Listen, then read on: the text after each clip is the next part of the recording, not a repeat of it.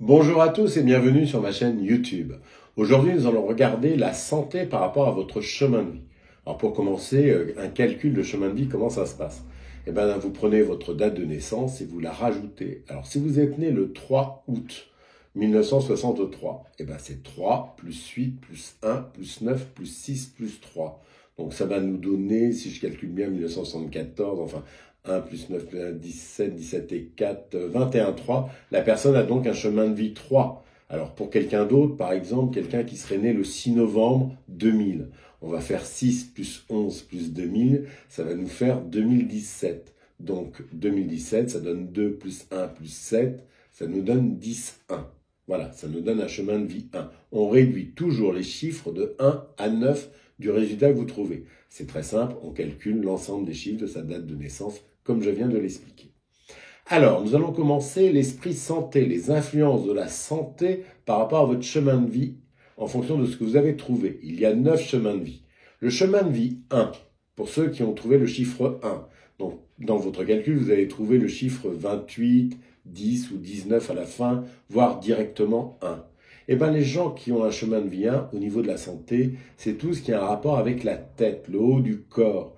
En fait, les cervicales, les sinus, on va dire tout ce qui est maux de tête, migraine, l'ORL, c'est-à-dire que les yeux, les oreilles, etc., pourraient vous poser un problème.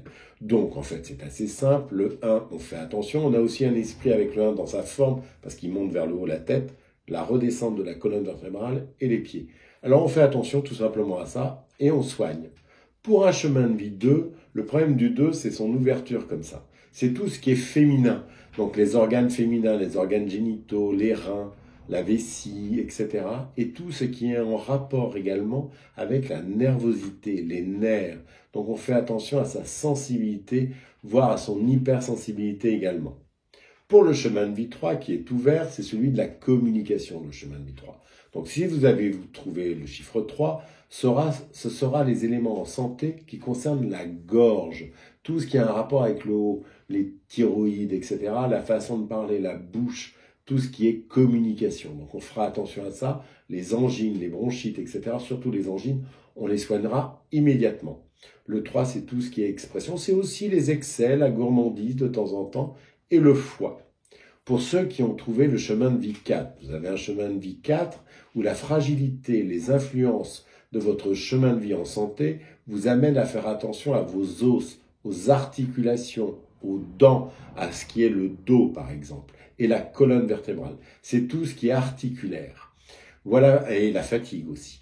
Pour le chemin de vie 5, si vous avez trouvé 5, c'est tout ce qui est respiration, poumon, oxygène, mais également nervosité et un petit peu le cérébral. Donc on soignera tout cela très rapidement si vous avez des effets négatifs à ce sujet. Pour les gens qui ont le chemin de vie 6, si vous avez trouvé 6, là, le 6, la forme du 6, ça donne le dos. Donc on fera attention à son dos, on a une fragilité de ce côté-là. Mais également, le 6, c'est l'amour, les sentiments, donc le cœur. Tout ce qui est vibratoire autour du cœur, les maladies cardiaques, mais également les tensions émotionnelles, mais aussi artérielles. Pour ceux qui ont trouvé le chemin de vie 7, votre fragilité au niveau de la santé, c'est votre nervosité aussi intérieure, mais également des coups de blues, des coups de déprime, de tristesse, de mélancolie. Faites attention à ça, au burn-out, au surmenage. Vous avez un esprit et une réflexion très très analytique. Donc ça vous amène à vous interroger beaucoup. Donc on fait attention avec ce chemin de vie 7. Pour ceux qui ont trouvé le chemin de vie 8, nous sommes pratiquement à la fin, le chemin de vie 8, c'est celui de la circulation, de tout ce qui est circulatoire des énergies. Les énergies sont plutôt vitales et plutôt intéressantes, mais elles sont circulatoires comme ça. Il peut y avoir un problème avec la circulation du sang, circulation de l'eau, mais également la forme des intestins, de l'estomac, du pancréas pour les chemins de vie 8. Donc on a une prudence, quand on a un petit problème à ce niveau-là, on va voir un médecin très rapidement. C'est aussi tout ce qui est petit accident, les petits bricoles, les accidents des fois un peu plus graves. Le 8 doit être prudent. Pour le chemin de vie 9, et je vais finir avec celui-ci, si vous avez 9 en chemin de vie, eh bien la santé, c'est plus le risque de dépendance, le risque de blues, de déprime aussi, un petit peu comme le 7, mais avec une idée de burn-out parfois dans sa vie, avec un risque de dépression.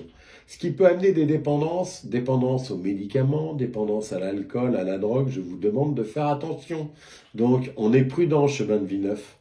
Voilà un petit peu le point santé de l'ensemble des chemins de vie. Je vous rappelle que pour calculer un chemin de vie, on prend tout simplement sa date de naissance qu'on en rajoute et qu'on réduit de 1 à 9. Par exemple, si vous êtes né le 1er septembre 2002, eh ben 1 plus 9, ça donne 10, plus 2002, ça donnera 2012. 2012, 2 plus 1 plus 2, ça donne 5. Vous avez un chemin de vie 5. Voilà, je vous invite à partager cette vidéo pour que le plus grand nombre d'entre vous puisse la regarder. Je vous invite à la liker, à la commenter. J'adore les petits commentaires que vous me laissez. Et donc, n'hésitez pas, likez, commentez, abonnez-vous à ma chaîne YouTube. Et je vous souhaite une très belle fin de journée.